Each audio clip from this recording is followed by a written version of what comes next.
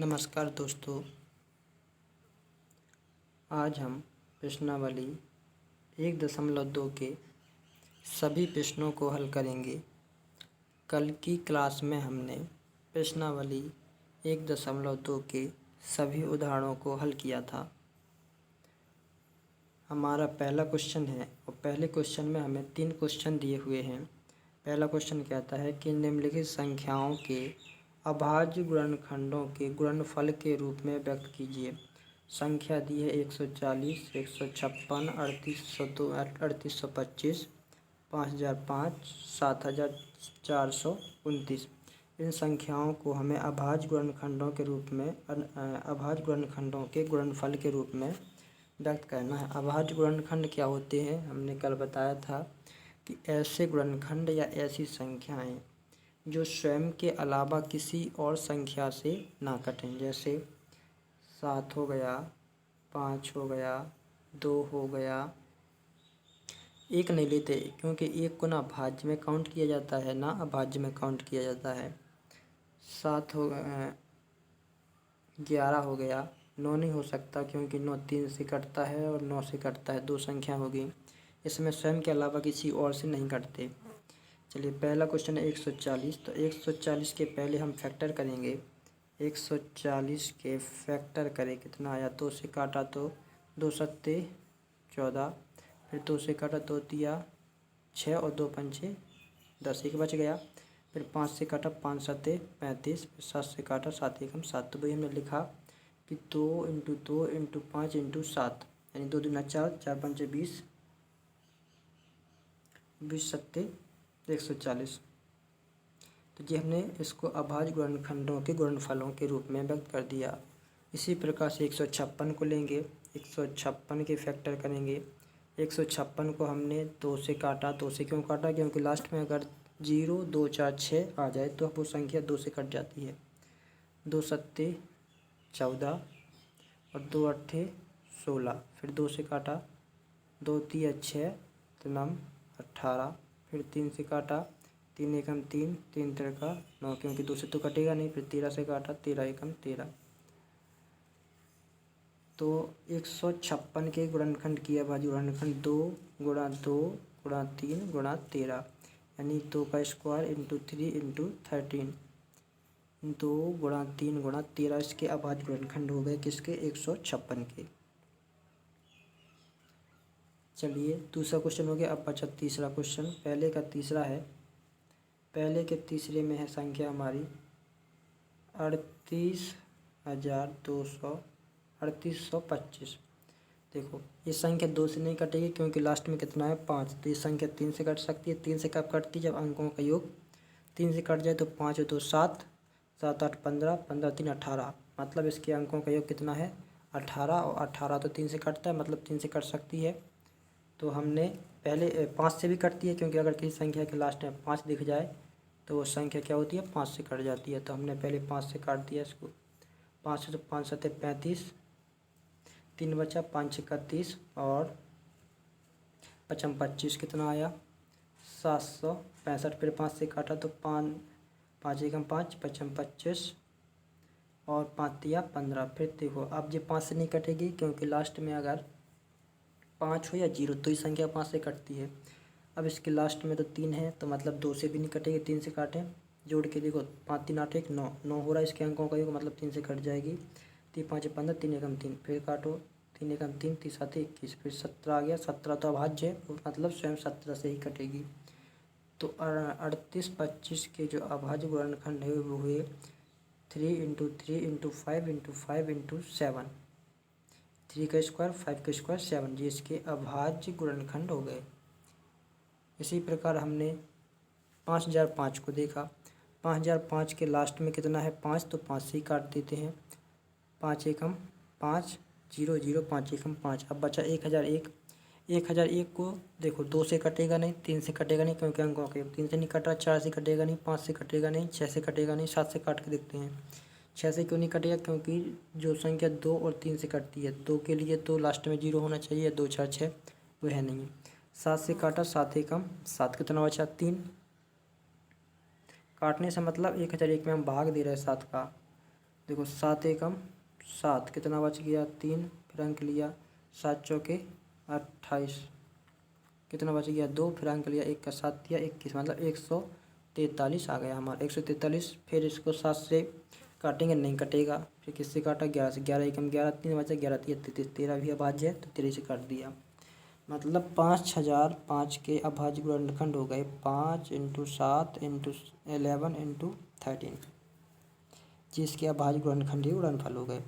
अगला क्वेश्चन है पहले का 5वां है, जिसमें दिया हमें 7429, 7 2 9 9 4 13 13 7 20, मतलब जिस संख्या 3 से या 9 से नहीं कट सकती, 2 से नहीं कट सकती, लास्ट में नहीं है, 4 से नहीं कट सकती, 8 से नहीं कट सकती, क्योंकि सम संख्याएं होती हैं लास्ट में, तभी 2 4 6 8 से कटती हैं। तो इस संख्या को किससे काटा 17 से काटा, तो 17 चौके 68, कितना बचा 6, 70 3 51,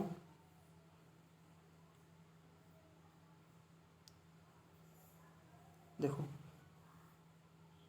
74 29 को अगर 17 से भाग देंगे तो कितना आएगा 17 चौके 68, कितना बचा 4 की मान 14 में से हट गया 6 इसके यहाँ से लिया तो ये तो कैंसिल हो गया, अंक लिया 2 का 17 दिया 51, कितना बचा 1, और यहाँ पर भी 1, अंक लिया 9 का 17 7 119, कितना आ गया 437, वही लिखा ना 437। अब 17 से नहीं कटा तो इसे काटा 29 से, कितने बार में कट गया 23 बार में। फिर 23 भी अभाज्य संख्या है तो 23 को तो 23 से ही काटेंगे, तो 7429 को हम लिख सकते हैं 17 × 19 × 23, ये इसके अभाज्य गुणनखंड के गुणनफल हो गए। ये हमारा पहला क्वेश्चन हो गया कंप्लीट। अब दूसरे क्वेश्चन की ओर बढ़ते हैं। उम्मीद करता हूँ ये क्वेश्चन आपको अच्छी तरह से क्लियर हो गए होंगे। दूसरा क्वेश्चन है, दूसरे क्वेश्चन में क्या कहा कि पूर्णांक के निम्नलिखित युग्मों के HCF और LCM ज्ञात कीजिए तथा इसकी जांच कीजिए कि दो संख्याओं का गुणनफल बराबर होता है LCF × LCM। हमें जांच करनी है, पहले तो LCM और HCF निकालने हैं, फिर जांच करनी है कि संख्याओं का जो गुणनफल है वो HCF और LCM के गुणनफल के बराबर है। हमें दूसरे में 3 क्वेश्चन दिए हैं, पहला दूसरा तीसरा। दूसरे का पहला क्वेश्चन है 26 और 91 का LCM और HCF निकालें और जांच करें। तो 26 और 91 का LCM HCF निकालने के लिए क्या करेंगे, सबसे पहले अभाज्य गुणनखंड विधि से निकाल लेना। सबसे पहले 26 के फैक्टर किए तो 2 × 13, तो दोनों ही अभाज्य हैं, 13 दूना 26, 2 × 13 के रूप में 26 को तोड़ दिया, 26 के फैक्टर कर दिए। फिर 91 के फैक्टर किए, 7 से काटा 13 बार, फिर 13 से काट दिया, यानी कि 26 बराबर 2 × 13 और 91 बराबर 7 × 13। HCF क्या होता है, HCF प्रत्येक उभयनिष्ठ गुणनखंड की सबसे छोटी घात होती है। प्रत्येक उभयनिष्ठ, उभयनिष्ठ से मतलब कॉमन, जो दोनों में मिल जाए। 26 और 91 दोनों में कॉमन क्या दिख रहा है हमें 13, तो हमारा HCF कितना हो गया 13। प्रत्येक उभयनिष्ठ यानी कॉमन जो दोनों में मिले, प्रत्येक उभयनिष्ठ गुणनखंड की सबसे छोटी घात। अब निकालना है LCM। LCM कैसे निकालते हैं, LCM होता है अभाज्य गुणनखंड की सबसे बड़ी घात। अभाज्य गुणनखंड कितने हैं 2 13 7, 2 13 7 की सबसे बड़ी घात भी 2 13 7 है, 2 × 13 × 7 में गुणा किया, 13 दूना देखो 7 का गुणा किया 13 में, 13 7 91, कितना बचा 2, 91 में 2 से गुणा करो, 2 एकम 2 3 18, कितना आ गया हमारा LCM 182। HCF कितना आया था 13, LCM आ गया 182। अब जांच करनी है, जांच क्या करनी कि दो संख्याओं का गुणनफल, संख्या कौन सी 26 और 91 बराबर होता है HCF गुणा LCM। तो 26 91 गुणा किया, तो 26 एकम 91 में 26 का गुणा करें तो 26 एकम 26 हासिल 2, 26 नम्मा 9 का गुणा करो 26 में, 9 6 54, 9 दूनी 18, 18 5 23, 23 234 में 2 जोड़ा तो कितना आ गया 236, यानी 23 66 संख्याओं का गुणनफल है। और HCF एलसीएम का गुणनफल यानी कि 182 में 13 से गुणा 13 है हमारा HCF और 182 है हमारा एलसीएम। 13 गुणा किया 182 में, 13 दूना 26 हासिल 2, 13 8 104 और 2 106 हासिल 10, 13 एकम 13 और 10 23। 23 66 संख्याओं का गुणनफल है और 23 66 एलसीएम गुणा HCF है। मतलब हमारा आंसर सही है, ये हमने जांच कर दी। संख्याओं का गुणनफल बराबर HCF गुणा एलसीएम दोनों बराबर आ गए, अतः हमारा आंसर एकदम सही है। अगला क्वेश्चन है दूसरे का दूसरा 510 और 92 का हमें एलसीएम HCF निकालना है और इनके उत्तर की जांच भी करनी है। तो क्या करेंगे, एलसीएम HCF निकालने के लिए सबसे पहले हमने 510 के फैक्टर किए। 510 के फैक्टर कैसे होंगे, लास्ट में 0 है तो 2 से काट दें, 2 दूना 4, 1/2, 2 पंचे 10, फिर से 1 बच गया, 2 पंचे 10। अब लास्ट में कितना है, लास्ट में हमारे 5, तो मतलब 5 से कट सकती है क्या, 3 से कट सकती है, तो 5 और 5 10, 10 और 2 12, मतलब 3 से भी कट सकती है। 3 से काटा, 3 8 24, 3 5 15। फिर देखो 8 5 13 से, मतलब ये अब 3 से नहीं कटेगी तो 5 से काटें, लास्ट में 5 है, 5 एकम 5, 5 7 35, कितना आ गया 17। 17 तो अभाज्य है, तो इसके गुणनखंड कितने होंगे, 2 गुणा 3 गुणा 5 गुणा 17, जिसके फैक्टर यानी कि अभाज्य गुणनखंड हो गए। अब इसी तरह हमने 92 के फैक्टर किए। 92 लास्ट में 2 है तो 2 से काटो, 2 चौके 8, 2 छक्के 12, फिर 2 से काटा, 2 दूना 4, 2 तिया 6। अब 23 तो अभाज्य है, तो इसका तो स्वयं 23 से ही कटेगी ये, तो 2 गुणा 23, 2 का स्क्वायर इंटू 30, ये 92 के अभाज्य गुणनखंड हो गए। HCF क्या होता है, HCF होता है दोनों में जो कॉमन है उसकी सबसे छोटी घात। दोनों में कॉमन क्या है, दोनों में 510 में भी 2 है और 92 में भी 2 की पावर 2 है, तो इसमें 2 की पावर 2, सबसे छोटी घात क्या है 2 है, 2 ही कॉमन है, तो इसका HCF कितना होगा हमारा 2, क्योंकि 2 के अलावा कोई भी कॉमन नहीं है। एलसीएम निकालने के लिए क्या करते, प्रत्येक अभाज्य गुणनखंड की सबसे बड़ी घात देते। तो सबसे अभाज्य गुणनखंड कौन कौन से हैं, 2 है, 3 है, 5 है, 17 है और 23 है। तो अभाज्य गुणनखंड की सबसे बड़ी यानी 2 की सबसे बड़ी घात तो है 2 की पावर 2, 2 की पावर 2 इंटू 3 का 3, 5 का 5, 17 17, 23 का 23, इनका गुणा करो, 4, 2 का स्क्वायर 4, 4 तिया 12, 12 पंचे 60, इन सब का गुणा कितना आ गया 60। देखो 2 का स्क्वायर 4 गुणा 3 12, तो 5 4 तिया 12, 12 पंचे 60, 60, 17 गुणा 23, बचा भी 7 छिक्का 102, ये यहाँ तक कितना हो गया 60, 60 का गुणा करो 17 में, तो 17 छिक्का 102, लास्ट में 0 है यानी 10 20। अब कितना बचा 23, 23 का गुणा करो तो 0 के 0, 23 दूना 46 की 6 हासिल 4, 23 एकम 23, 23,460 हमारा क्या है एलसीएम आ गया। एलसीएम यहाँ तक आ गया। अब जांच करनी है, जांच क्या होती है, संख्याओं का गुणनफल। संख्याएं कौन सी हैं, 510 और 92। 92 गुणा किया 510 में तो कितना आया 46,920। 510 में गुणा करो कितने का 92 का, देखो 2 से किया तो 0 2 5 दूना 10, 10 20। 9 से किया तो 0 9 9 पने 45, इनको जोड़ा 0 2 9 6, 46,920 हमारा क्या आ गया।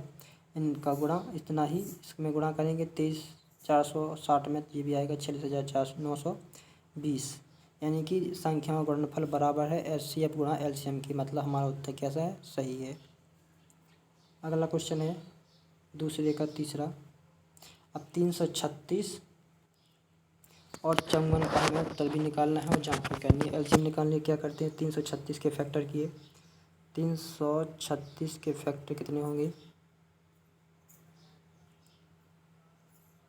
2 से काटा पहले तो 2 एकम 2, 2 छीक 12, 2 अट्ठे 16, फिर 2 से काटा 2 अट्ठे 16, 2 चौके 8, फिर 2 से काटा 2 चौके 8, 2 दूना 4, 42 आ गया। फिर 2 से काटा तो 2 एकम 2 दूना 4 और 2 एकम 2, 21 आ गया। फिर 3 से काटा तीसरा 21 फिर 60 से काटा 7 मतलब 2 गुणा 2 गुणा 2 गुणा 2 3 गुणा 7 यानी 2 गुणा 2 गुणा 2 गुणा 2 3 गुणा 7। ये आ गया हमारा क्या 336 के फैक्टर यानी 2 की पावर 4 इंटू 3 इंटू 7। फिर चौवन के फैक्टर किए, चौवन में लास्ट में कितना 4 तो 2 से काटो, 2 दूना 4 2 7 14 फिर 3 से काटो 3 27 फिर 3 से काटो 3 3 9 फिर 3 से काटो 3 1 3। तो इसके फैक्टर हो गए 2 इंटू 3 इंटू 3 इंटू 3 यानी 2 इंटू 3 की पावर 3। इनका एचसीएफ कैसे निकलता है? एचसीएफ होती है प्रत्येक उभयनिष्ठ गुणनखंड की सबसे छोटी घात। तो उभयनिष्ठ गुणनखंड कौन है? 336 में और 54 में 2 भी है, इसमें 3 है, 7 है, इसमें 2 और 3 है। तो 2 और 3 की सबसे छोटी घात के लिए 2 और 3 है, तो 2 तिया 6 हमारा क्या हो गया एचसीएफ। एलसीएम निकालने के लिए गुणनखंड की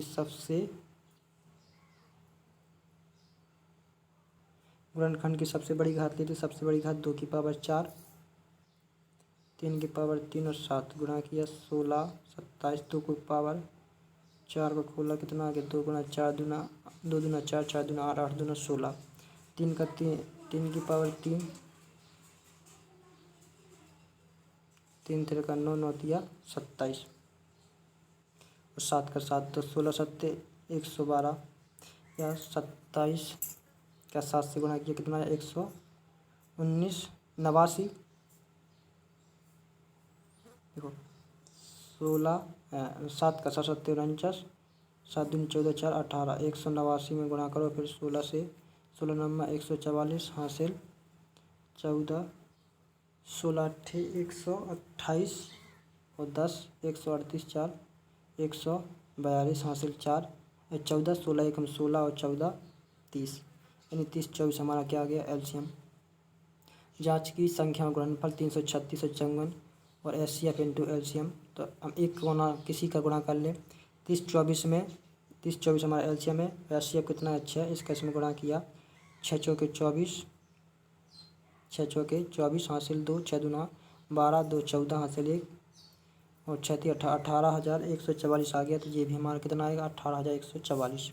हमारी जांच हो गई यानी हमारा उत्तर कैसा है सही है।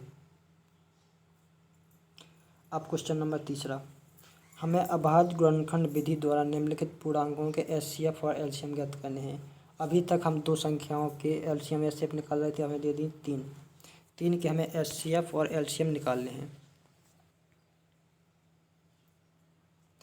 तीसरे के पहले का उत्तर है, पहला क्वेश्चन था हमें निकालना था 12 15 21। सबसे पहले क्या किए 12 के फैक्टर किए तो 2 गुणा 2 गुणा 3 हो गए, फिर 15 के तो 3 गुणा 5, फिर 21 के तो 3 गुणा 7। 12 में कितना है 2 और 3, 15 में कितना है 3 और 5, 21 में कितना है 3 और 7।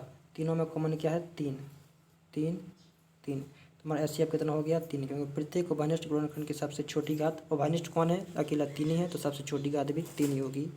तो एचसीएफ कितना हो गया हमारा 3। एलसीएम में अभाज्य गुणनखंड की सबसे बड़ी घात, तो अभाज्य गुणनखंड कौन कौन सी है 2 है 3 है 5 है और 7 है। सबसे बड़ी घात कौन सी है 2 की पावर 2 फिर 3 फिर 5 फिर 7 गुणा किया 2 दूना 4 4 तिया 12 12 पंचे 60 60 का 7 से गुणा किया तो 7 6 42 यानी 420 हमारा आंसर हो गया। 4 गुणा 3 गुणा 5 गुणा 7 4 तिया 12 12 पंचे 60 60 में फिर 7 से गुणा करो 7 6 42 यानी कि 420 हमारा क्या हो गया एलसीएम हो गया और 3 हमारा एचसीएफ हो गया। तीसरे का पहला क्वेश्चन तो कंप्लीट, तीसरे का पहला और तीसरा दूसरा कहाँ गया। चलिए तीसरे का तीसरा क्वेश्चन देख लीजिए, इसी तरह दूसरा भी लगा लेना। सबसे पहले 8 के फैक्टर किए तो 2 गुणा 2 गुणा 2 3 के 3 3 का 9 5 25 के 5 गुणा 5। 8 के फैक्टर हो गए 2 की पावर 3 इंटू 1 9 के हो गए 3 का स्क्वायर इंटू 1 25 के 5 का स्क्वायर इंटू 1। एचसीएफ यानी तीनों में कॉमन क्या है 1 है, तो हमारा एचसीएफ कितने हो गया 1 प्रत्येक उभयनिष्ठ गुणनखंड की सबसे छोटी घात। फिर एलसीएम निकाला तो प्रत्येक अभाज्य गुणनखंड कौन है 2 3 5। इसकी सबसे बड़ी घात 2 की पावर 3 3 की सबसे बड़ी घात 3 की पावर 2 5 की सबसे बड़ी घात 5 की पावर 2 गुणा किया 2 की पावर 3 को खोलेंगे तो कितना आएगा 8 गुना 3 की पावर 3 को खोलेंगे तो कितना आएगा 9 5 की पावर 2 को खोलेंगे तो कितना आएगा 25। देखो 25 अट्ठे 200 में 9 से गुणा किया 9 दूना 18, यानी 1800 हमारा क्या है एलसीएम। उम्मीद करता हूँ ये तीसरे क्वेश्चन भी आपको समझ में आ गए होंगे। एक क्वेश्चन मिस हो गया, दूसरा वो आप लगा लेना, इसी तरह से है। चौथा क्वेश्चन है, हमें एचसीएफ दिया है कितने का 306 और 6 से 57 का एचसीएफ दिया है 9। हमें एलसीएम निकालना है 306 और 57 को। तो हम जानते हैं कि एचसीएफ गुणा एलसीएम बराबर होता है दो संख्याओं का गुणनफल। अभी हमने जांच की कि एचसीएफ गुणा एलसीएम बराबर होता है दो संख्याओं का गुणनफल। एलसीएम गुणा एचसीएफ, एचसीएफ हमें कितना दिया है 9, हमने लिख दिया। दो संख्याओं का गुणनफल, संख्या कितनी है 306 और 657, गुणा करो 306 इंटू 657, जो 9 को इसके बटे में ले गए तो एलसीएम बराबर 306 इंटू 657। 9 से 657 को 306 को काटा, कितनी बार काटा 34, 34 से गुणा किया 657 में 22,338। एलसीएम और इनका 9 से काटा 306 को कितनी बार काटा 34 बार, 34 से गुणा किया 657 में, 657 गुणा 34 किया तो कितना आया 4 से गुणा किया 4 सत्ते 28 हासिल 2, 4 पंच 20 और 2 22 हासिल 2, 4 छिंग 24 और 2 26। फिर क्रॉस लगा के 3 से करो 30 आते 21 हासिल 2, 3 5 15, 2 17, फिर 3 छिंग 18, 18 19, इनको जोड़ो 8 का 8, 8 का 8, 2 और 1 3, 7 6 13 की 3, 9 2 11 और 1 12 की 2 हासिल 1 2 22,338 हमारा क्या हो गया आंसर हो गया। यही हमारा क्या है एलसीएम है। डायरेक्ट हम इस सूत्र से भी निकाल सकते हैं। पांचवा क्वेश्चन है, जांच कीजिए कि क्या किसी प्राकृतिक संख्या n के लिए संख्या 6 की पावर n अंक 0 पर समाप्त हो सकती है। ये ठीक उसी प्रकार का क्वेश्चन है जैसा कि हमने उदाहरण में किया था। वहाँ 4 की पावर n था, या 6 की पावर n है। हम जानते हैं कि कोई भी धनात्मक संख्या 0 पर समाप्त होगी यदि वह 5 से विभाज्य हो, इसलिए उसके अभाज्य गुणनखंडों में अभाज्य संख्या 5 होनी चाहिए। अब 6 की पावर n को हम लिख सकते हैं 2 इंटू 3 की पावर n, यानी 2 की पावर n इंटू 5 की पावर n। यहाँ 6 की पावर n अभाज्य गुणनखंड केवल 2 व 3 है। देखो 0 कब बनता है लास्ट में, जब 2 और 5 का गुणा हो, लेकिन इसके अभाज्य गुणनखंड तो केवल 2 और 3 ही है। n को कुछ भी मान रखो 2 और 3 ही आएंगे, 5 नहीं आ सकता, इसलिए इसमें 0 नहीं है। 0 नहीं है, 2 तो है लेकिन 0 नहीं है, इसलिए इसका अभाज्य गुणनखंड कितना होना चाहिए था 5 होना चाहिए था, जो कि नहीं है। क्या लिखेंगे, अतः 6 की पावर n किसी भी प्राकृतिक संख्या n के लिए 0 पर समाप्त नहीं होगी। चलिए लास्ट क्वेश्चन है आज का, ये प्रश्नावली समाप्त करते हैं। व्याख्या कीजिए कि 7 गुना 11 गुना 13 प्लस 13 और 7 गुना 6 गुना 5 गुना 4 गुना 3 गुना 2 गुना 1 प्लस 5 भाज्य संख्याएं हैं। हल करने के लिए माना पहली संख्या 7 गुना 13 प्लस 13, इसमें से 13 बाहर निकला तो बचा 7 गुना 11 प्लस 1। 13 बाहर है, क्योंकि यहाँ 13 एक गुणनखंड है, इसलिए दी गई संख्या कैसी होगी भाज्य। कोई संख्या भाज्य कैसी होती है उसका फैक्टर निकल आए। जैसे 10 है, 10 भाज्य है, अभाज्य कैसे पता चलेगा, इसके फैक्टर कर दो, 2 गुना 5 हो गए। इसी प्रकार 13 इसका क्या है एक गुणनखंड है, इसलिए यह संख्या क्या होगी भाज्य। इसी प्रकार दूसरी संख्या दी गई संख्या, अब दूसरी संख्या 7 गुना 6 गुना 5 गुना 4 गुना 3 गुना 2 गुना 1 प्लस 5, तो 5 कॉमन निकाला तो कितना बचा 7 गुना 13 गुना 4 गुना 3 गुना 2 गुना 1 प्लस 1। क्योंकि यहाँ पर भी क्या है 5 इस पूरे का क्या है गुणनखंड, क्योंकि यहाँ 5 एक गुणनखंड है, इसलिए दी गई संख्या भी 5 से क्या होगी भाज्य होगी। उम्मीद करता हूँ आपका ये सेशन आपको अच्छा लगा होगा और क्वेश्चन भी समझ में आए होंगे। अगर आपको यह वीडियो अच्छा लगे तो इसे लाइक करें, शेयर करें और हमारे चैनल को सब्सक्राइब करें। क्वेश्चनों की PDF या क्वेश्चनों के नोट्स प्राप्त करने के लिए हमारे Telegram channel NCERT 10th class maths को ज्वाइन करें, जिसकी लिंक हमने वीडियो के डिस्क्रिप्शन में दी हुई है। धन्यवाद।